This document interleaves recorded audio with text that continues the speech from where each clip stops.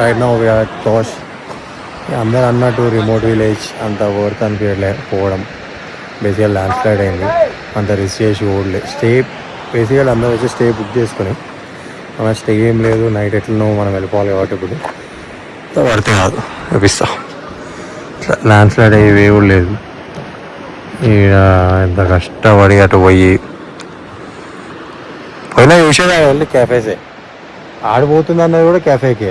వాళ్ళు stay book చేసుకోరు కాబట్టి మనకు స్టే ఏం లేదు, మనం పోయి గంట చూసేదానికి అంత వేసి వేస్ట్ పడితే అనిపిస్తుంది. సో వే ఇక్కడ అయిపోతుంది, బండ్లన్నీ ఎండబెట్టి 1/2 కిలోమీటర్ ఏమో ఉంది.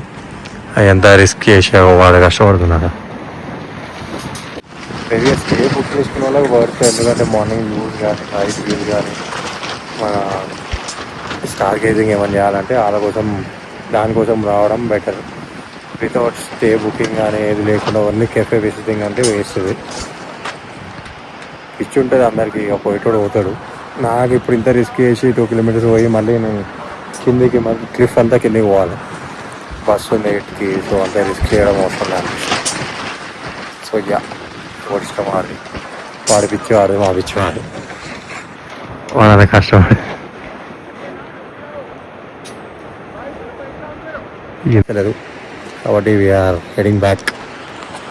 Thank you Tosh, see you later.